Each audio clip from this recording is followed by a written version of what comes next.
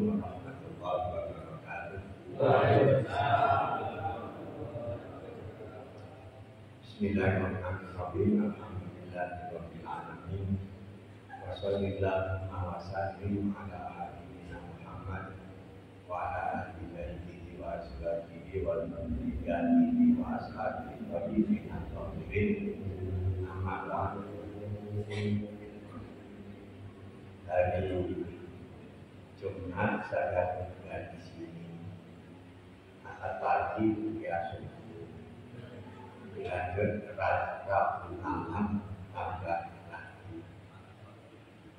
Ya mudah-mudahan saja jamaahnya tidak bosan.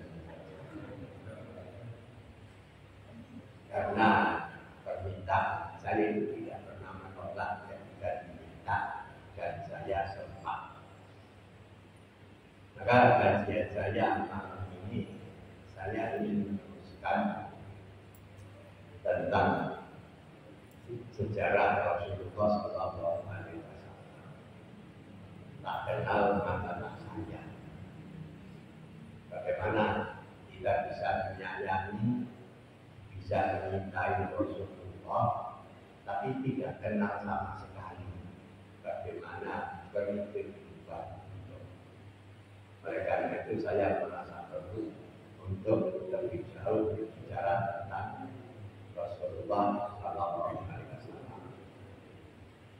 Para jamaah sekalian yang saya hormati, ada pengarang orientalis orang Kristen yang sangat benci terhadap Islam, namanya Moyet, dan yang kedua Mintan. Dia itu membuat kesimpulan. Yang pertama, bahwa Muhammad itu interseks. Sebab istrinya sampai 9. Yang kedua, Islam itu agama teror. Dan yang ketiga, Quran itu bukan wahyu, tapi tulisan Muhammad. Nah, rasanya kita perlu untuk memberi penjelasan bagaimana yang sebenarnya. Saya pilih yang pertama saja, apakah Rasulullah itu seorang yang universal.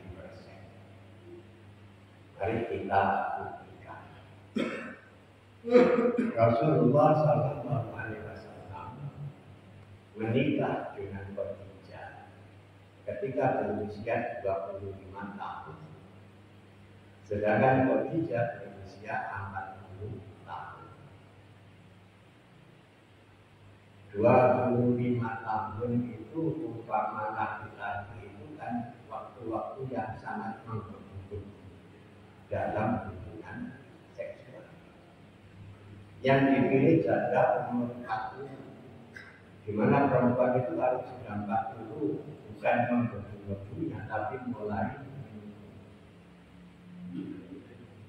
Dan perkawinan Rasulullah Sallallahu Alaihi Wasallam dengan Khadijah itu berlangsung selama 28 tahun. Selama 28 tahun Rasulullah tidak pernah berpoligami. Padahal seandainya Rasulullah itu berpoligami, alasannya itu sangat kuat. Yang pertama, Rasulullah kan tidak punya anak laki-laki. Punya 2 anak laki-laki, yaitu Qasim dan Abdullah. Kedua-duanya wafat ketika masih kecil. Sementara tradisi Arab pada waktu itu, orang yang tidak punya anak laki-laki itu maka putus keturunannya. Sebab nasab hanya dikaitkan dengan ayah. Maka orang yang tidak punya anak laki-laki putus nasab. Dan itu tidak membuat Rasulullah berhasrat untuk poligami.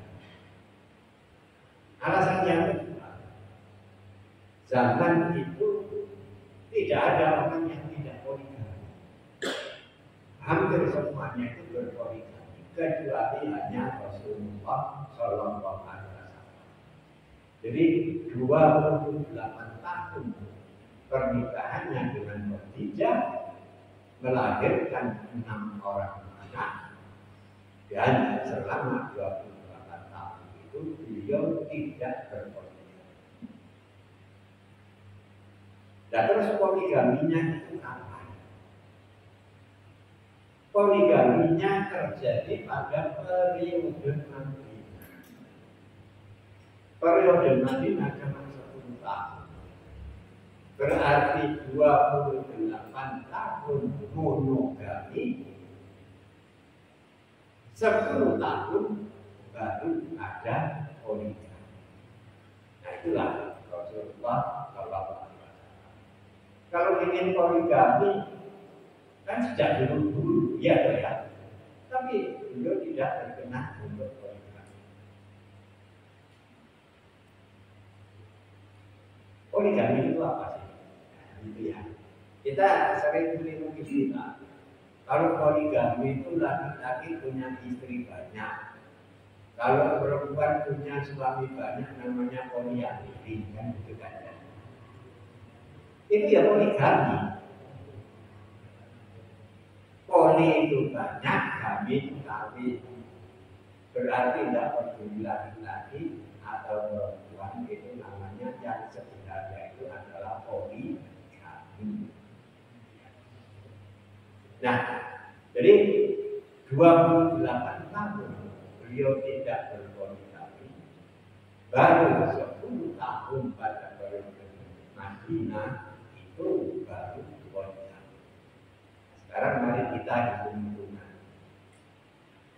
25 tahun menikah dengan Khadijah, diangkat menjadi utusan Allah ketika berusia 40 tahun. Berarti 15 tahun belum menjadi Rasul sudah sama Khadijah. 3 tambah 13 berarti 28 tahun. Beliau tidak berpoligami. Kemudian Khadijah wafat. Nah, pertanyaannya, ketika Rasulullah umur berapa tahun ditinggal Khadijah? Jawabannya kalau dihitung berapa? Kira-kira 53 tahun. Ya kan? Nah, 53 tahun. 50 ketika berusia 53 tahun itu beliau duduk selama 1 tahun.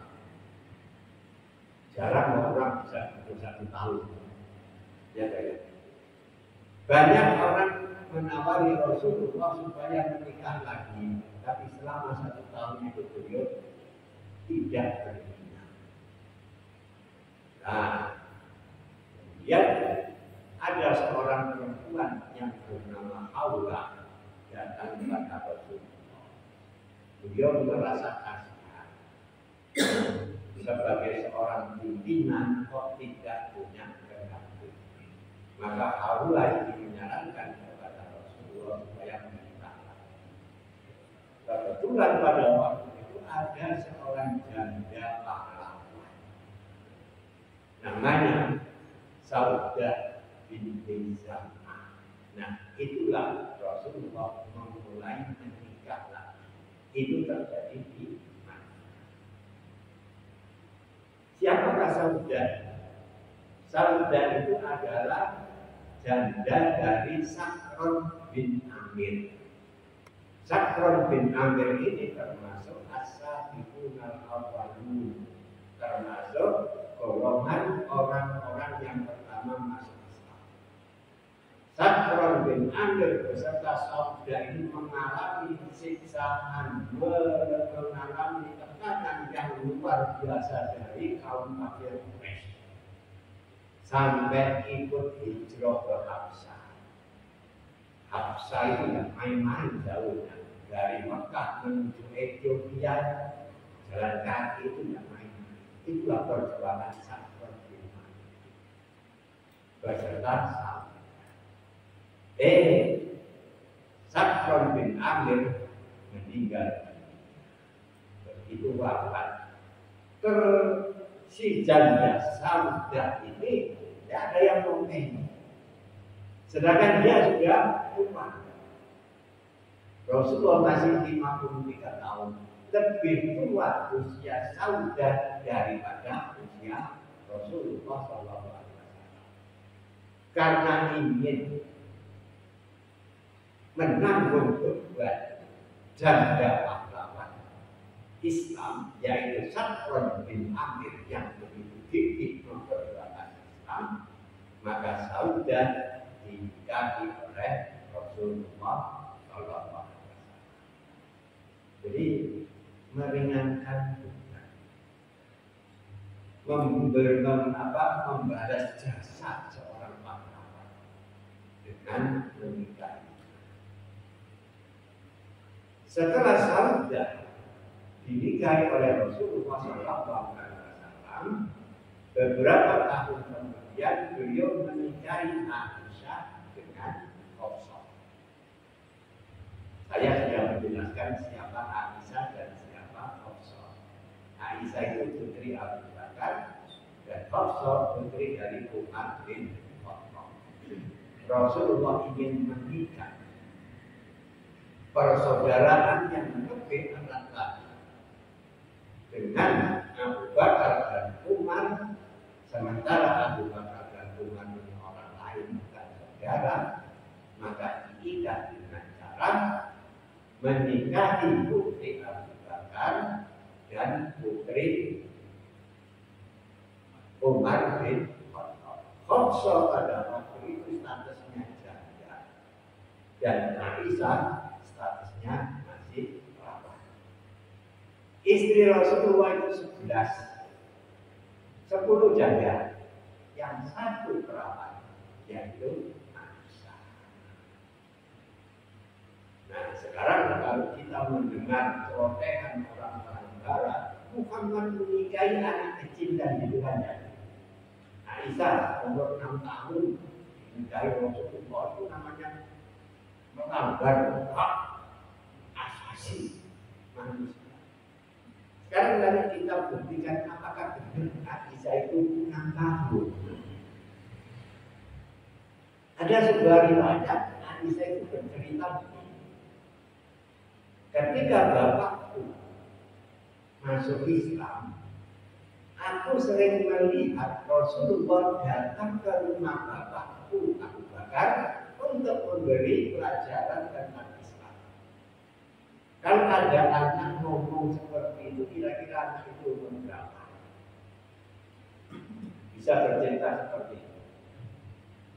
Berapa Pak? Kira-kiranya? 5? Ya katakanlah 5 tahun. Abu Bakar orang yang pertama kali masuk Islam, dan di situ Rasulullah SAW mengajari Abu Bakar tentang Islam. Kalau Abu Bakar orang pertama kali masuk Islam, berarti Abu Bakar masuk Islam tahun 640. Ya.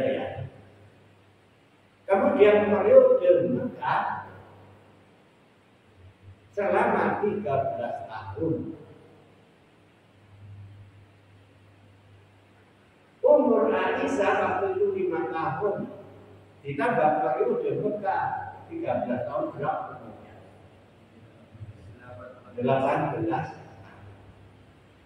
Rasulullah SAW menikahi Aisyah yaitu pada tahun pertama hijrah.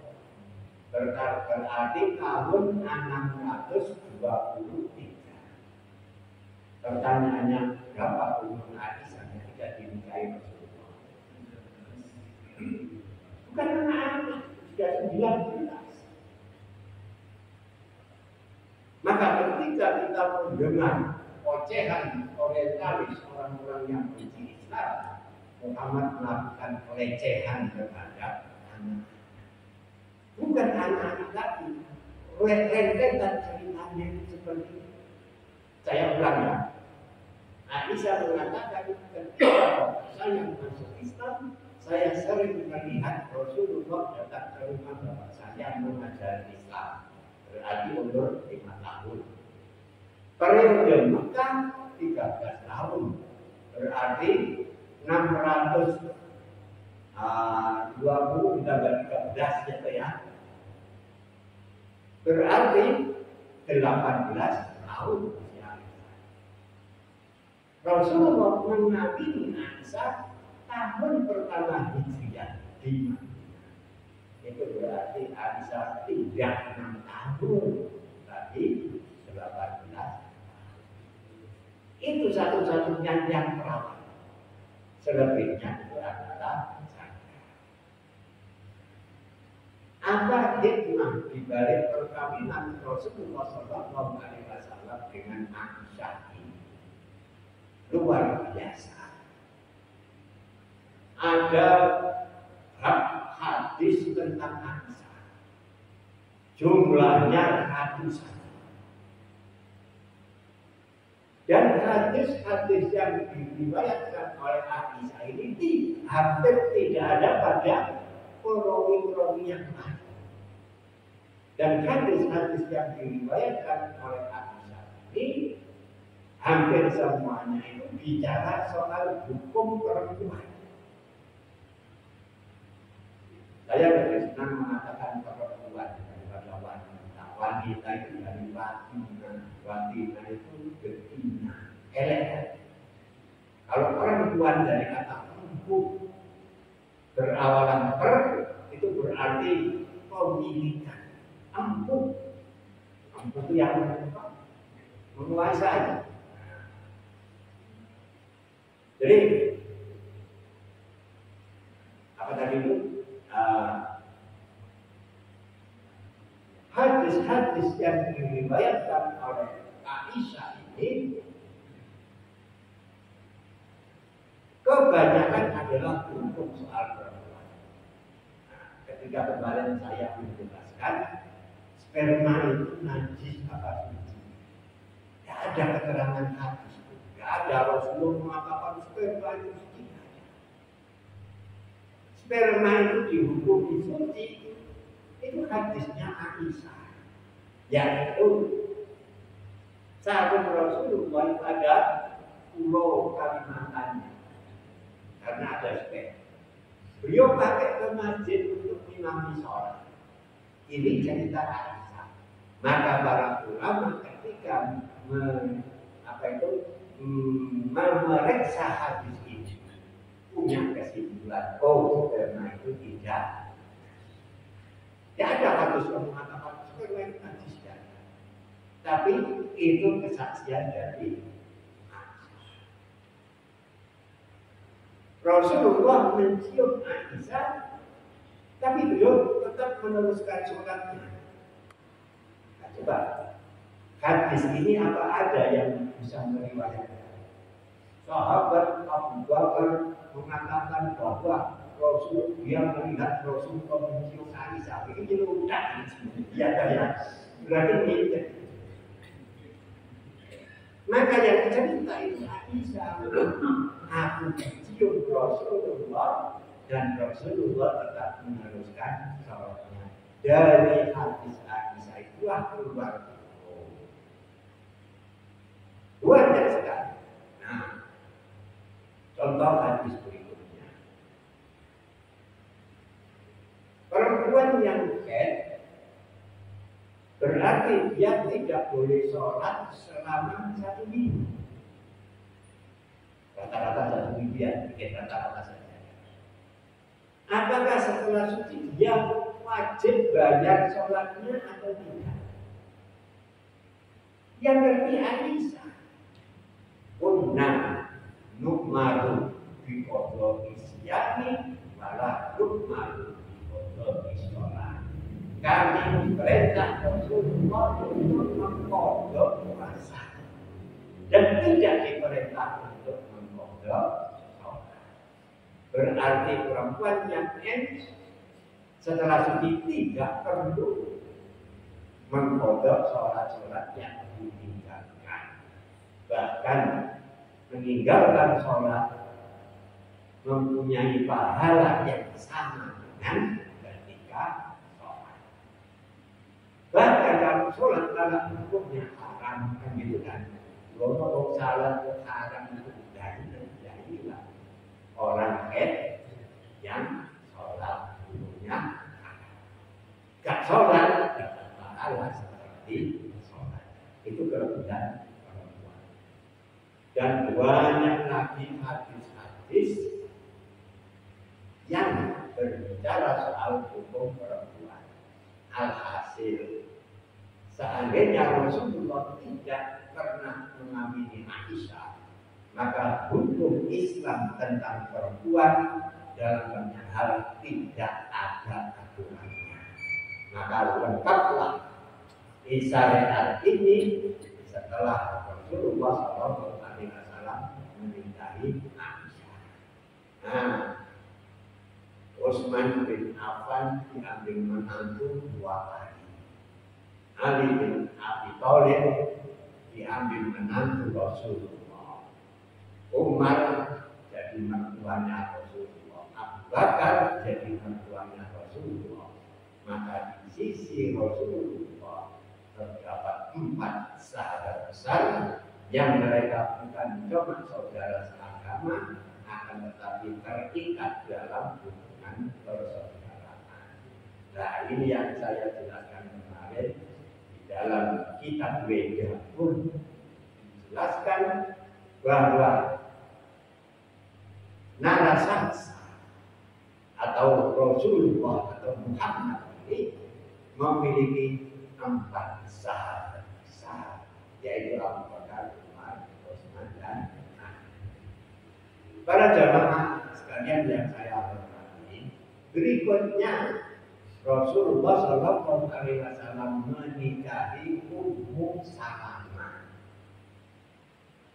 Usia Rasulullah pada waktu itu 55 tahun. Sedangkan Ummu Salamah usianya 65 tahun. Loh, kenapa beliau mengawini Ummu Salamah yang sudah tua? Ummu Salamah itu istrinya, suaminya bernama Abu Salamah. Abu Salamah gugur dalam perang Uhud.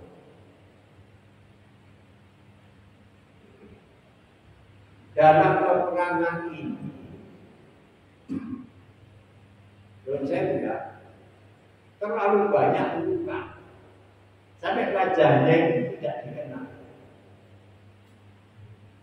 Dan Abu Salamah ini wafat di pangkuan Rasulullah. Maka setelah masa iddah Ummu Salamah habis, datanglah Rasulullah melamar Ummu Salamah 65 tahun. Seandainya kita disuruh milih janda 65 dengan janda umur 25,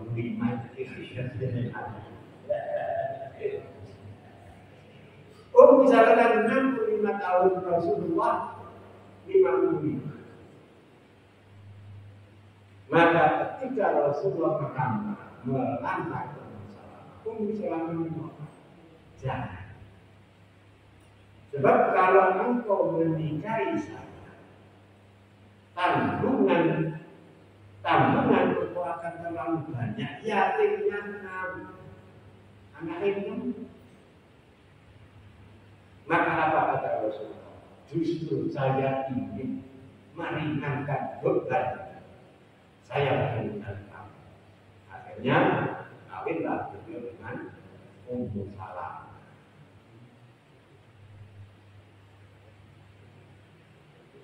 Pertanyaan Rasulullah itu istrinya banyak, itu nyambut jawab ini omong. Kan gitu kan ya. Lalu itu itu Nabi Rasulullah tidak mungkin nggak menafkahi anak istri, itu tidak mungkin. Nabi itu pembicara. Beliau itu punya tanah di Khaybar. Parawan sama orang Khaybar sana. Nah, dari parawan kebun itulah dipakai untuk makan keluarga. Ketika perang, Rasulullah tetap tanggung jawab baju perangnya digantikan untuk membeli makanan bagi keluarga. Jadi jangan dipikir Rasulullah itu pengangguran.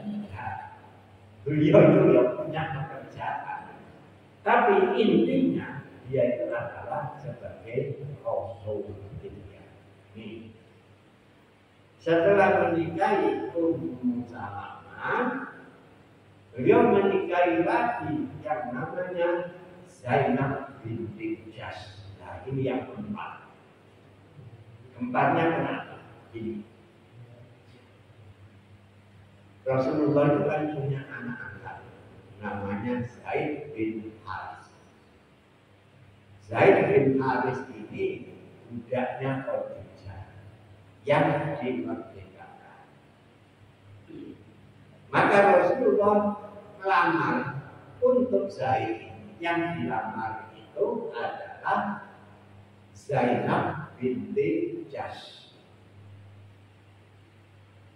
Zainab binti Jahsh ini adalah orang terhormat, yaitu orang Quraisy. Orang Quraisy dikawinkan dengan bekas budak. Oh, ini derajatnya anggun.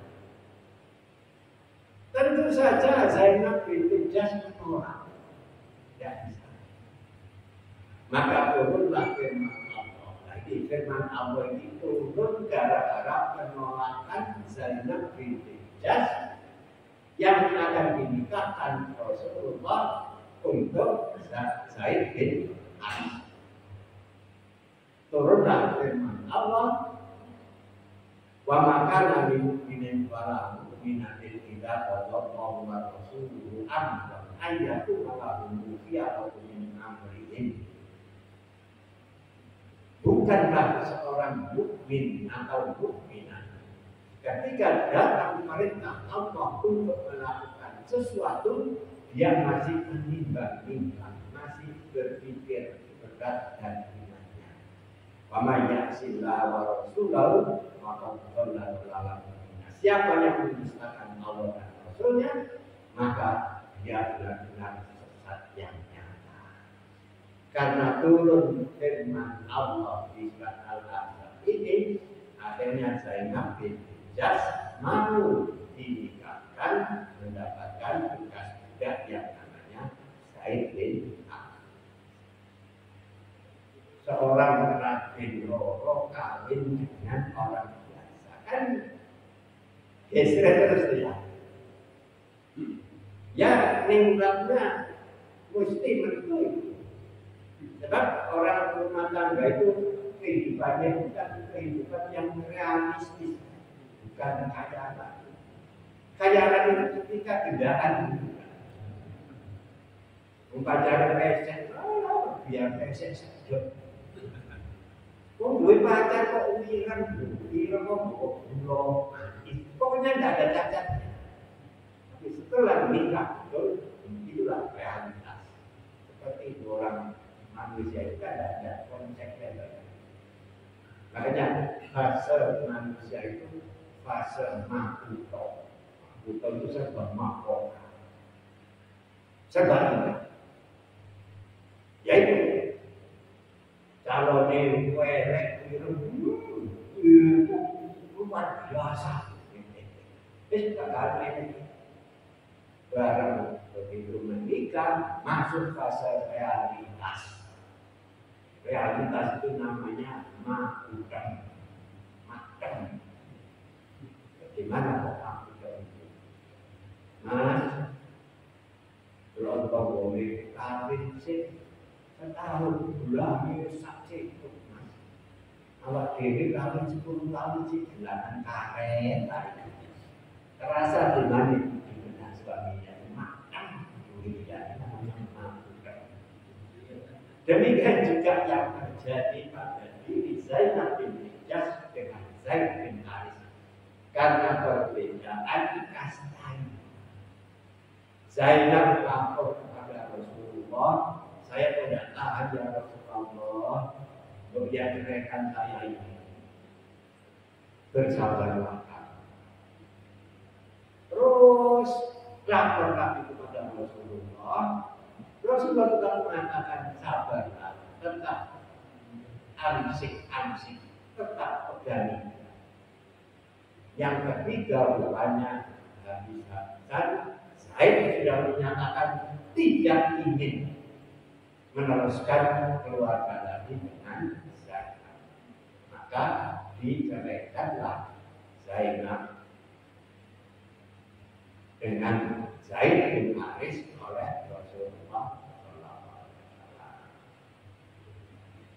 Setelah dicerai oleh Zaid bin Haris, Zainab ini dinikahi Rasulullah pada tempat.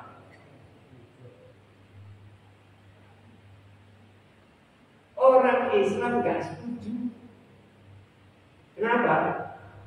Karena Rasulullah menikahi bekas istri, bekas budak, maka martabat Rasulullah akan turun, wibawanya akan merosot karena mengawini bekas istri seorang bekas budak. Disitulah Rasulullah itu orang yang paling konsisten antara ucapan dan perbuatan. Sebelumnya beliau katakan la fadla li arabiyyin ala ajamiyyin wala li ajamiyyin ala arabiyyin wala li abyad ala aswada wala li aswada ala abyad illa kita. Tidak ada kelebihan orang Arab di atas yang bukan Arab. Tidak ada kelebihan orang yang bukan Arab di atas Arab. Tidak ada kelebihan orang yang berkulit putih di atas kulit hitam. Tidak ada kelebihan orang yang berkulit hitam di atas kulit putih, kecuali takwa. Berarti semua manusia sama di hadapan Allah Subhanahu wa Ta'ala. Loh, ini namanya konsekuen antara ucapan dan perbuatan. Maka beliau menikah.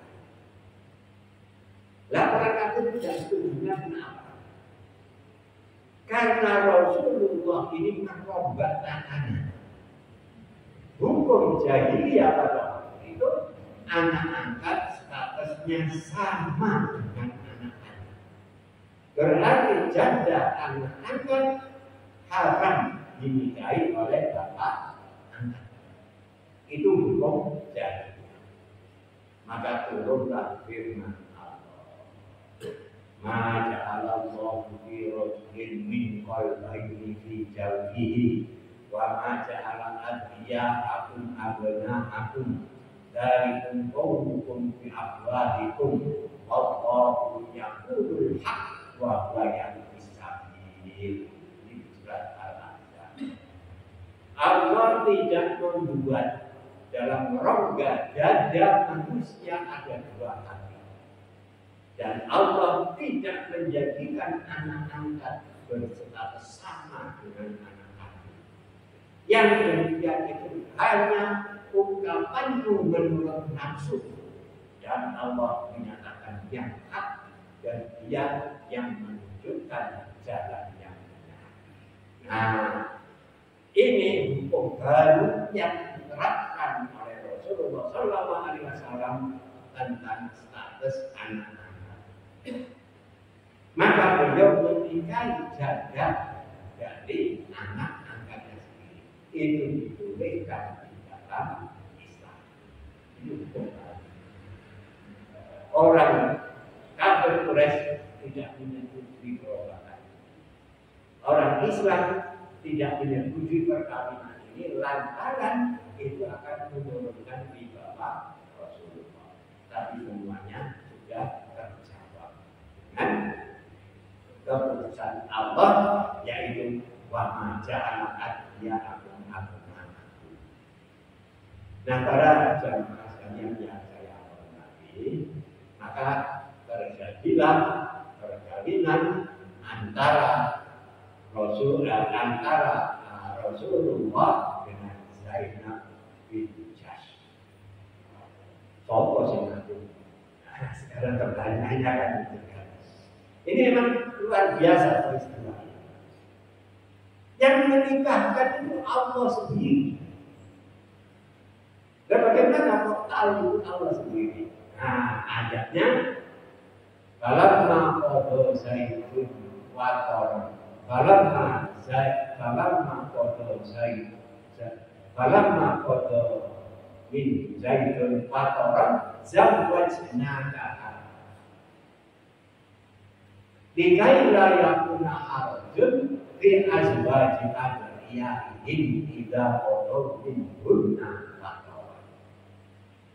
Setelah habis masa iddah Zainab, Allah menikahkan engkau Muhammad dengan Zainab binti Jahsy supaya tidak membuat haraj kesulitan bagi orang-orang yang beriman dalam hal memperlakukan anak-anak angkatnya. Nah, ini betul-betul hukum baru. Jadi mendobrak hukum jahiliyah.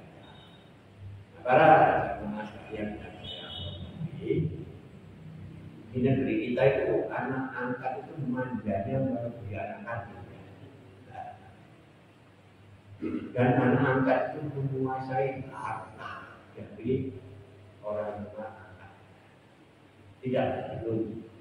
Anak angkat itu tetap bukan ahli waris. Tapi maksudkah jelas ada solusi untuk dia tidak mendapatkan harta waris, tapi dia mendapatkan wasiat wajibat yang jumlahnya tidak lebih dari 1/3 bagian. Itu kan sudah banyak kan? Nah, ini opsi untuk anak-anak tidak mendapatkan warisan, tapi mendapatkan wasiat. Nah, para jamaah sekalian yang saya hormati, kemudian tadi kok saya mengatakan putra Rasulullah itu kok 6. Padahal kemarin saya mengatakan 7, ya ya. Nah, di ujung Rasulullah sebelum wafat, beliau menikahi orang Qibti, yaitu orang Mesir, namanya Juwairiyah. Dari Juwairiyah itulah lahir anak laki-laki yang oleh Rasulullah diberi nama Ibrahim. Jadi putra dari Rasulullah itu Qasim, Abdullah, Zainab, Ruqayyah, Ummi Kulsum, Fatimah, yang terakhir Ibrahim. Ternyata Ibrahim itu masih hitungan bulan sudah wafat. Di mana wafatnya itu gempar umat Islam. Apa gemparnya? Karena wafatnya Ibrahim itu bersamaan dengan gerhana matahari. Nah, disitulah orang-orang bersama kasar usul. Wah, inilah yang menyebabkan wafatnya putra Rasulullah. Maka Rasulullah mengatakan gerhana terjadi karena kekuasaan Allah, bukan karena kematian atau kehidupan seseorang.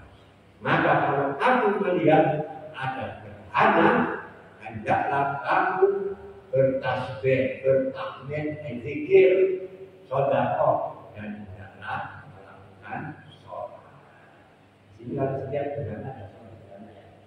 Nah, itu perlu dibiasakan. Jadi zikir, sholat, berinfak. Itu petunjuk Rasulullah SAW. Nah, para jamaah sekalian yang saya hormati, ini sudah masuk waktunya. Jam 5 menit. Nah, ada pertanyaan soal ini.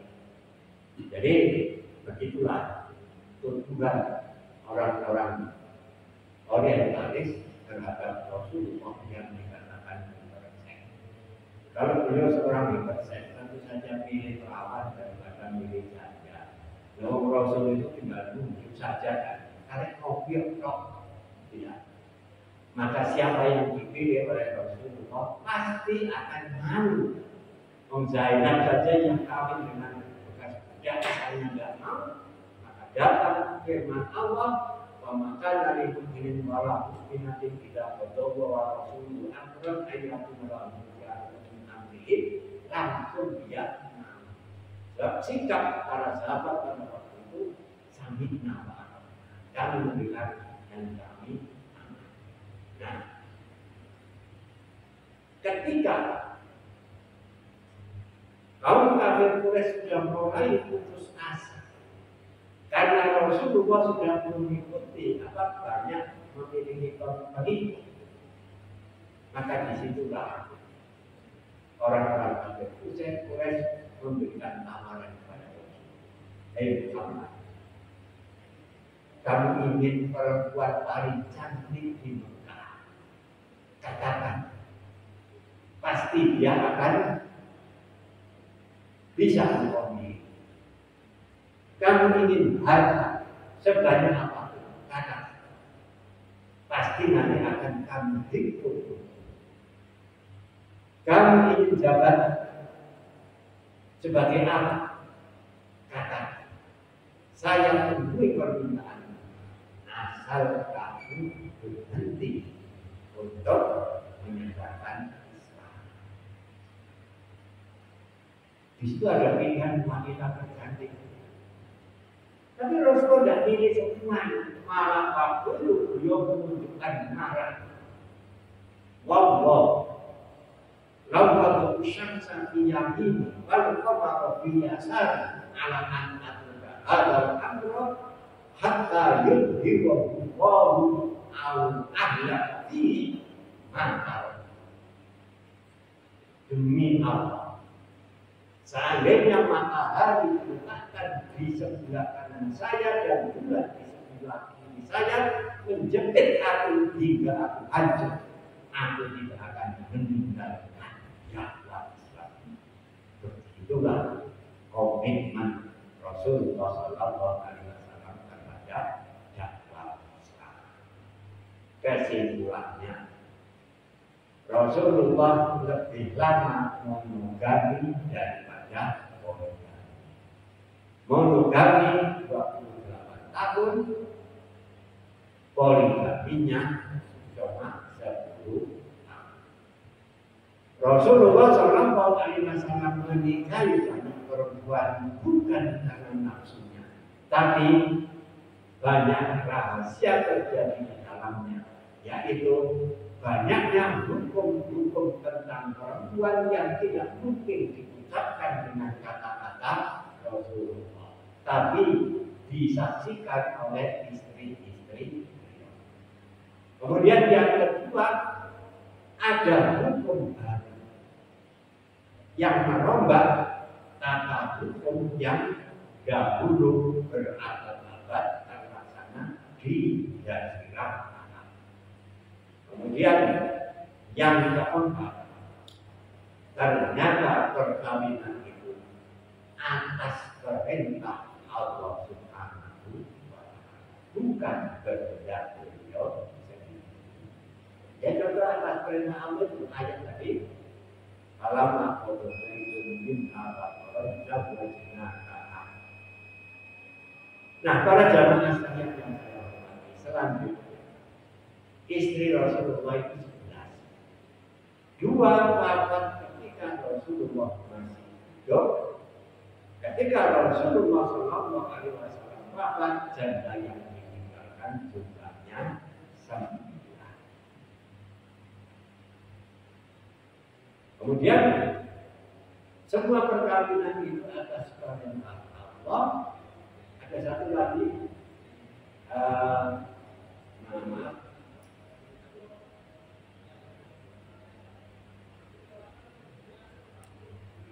itu ayat semua orang Islam maksimal 4, kenapa Rasulullah 11? Nah, itu masalah ya. Waktu itu ada seorang sahabat yang datang kepada Rasulullah, ya Rasulullah, istri saya ini 10. Lah waktu turun ayat, fankihu ma tawbara minan nisa'i masna wa sulasa wa ruba. Nikahilah perempuan-perempuan yang kamu sukai 2 atau 3 atau 4. Berarti ayat ini memberikan batasan maksimal seorang muslim hanya boleh 4 maksimal. Maka sahabat ini datang dengan membawa 10 istri. Rasulullah mengatakan amsik arba'an wa farrik sa'iratu. Ambil yang 4, ceraikan yang selebihnya. Namanya hoilan. Maka hoilan menceraikan 6 istrinya, yang 4 dipakai.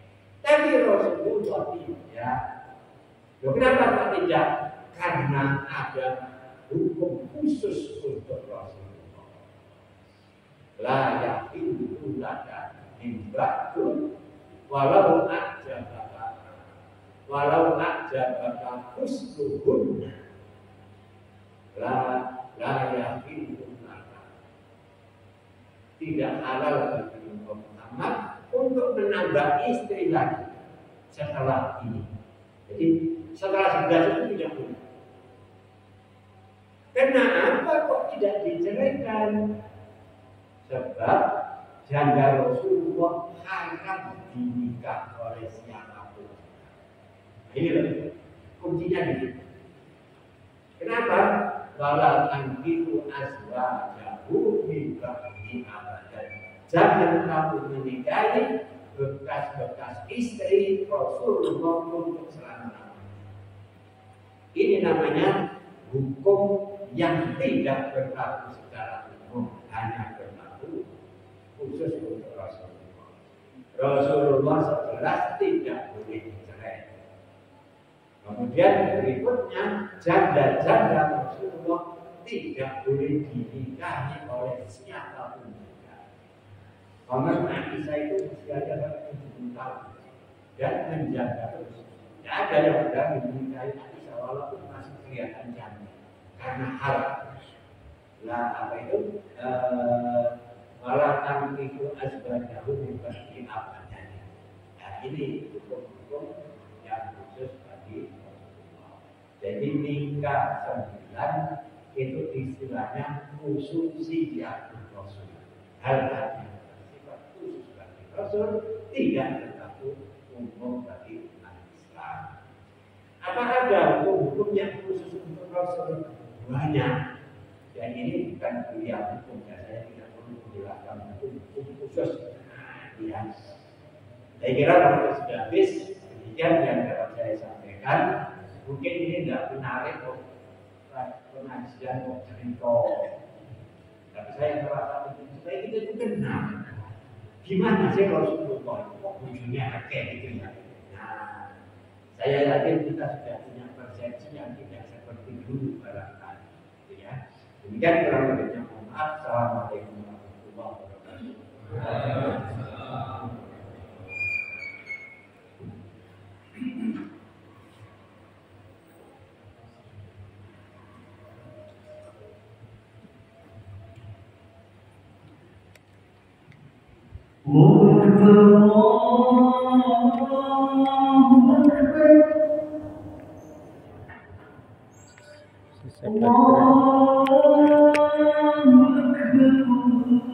Materinya juga mau habis aja sebelum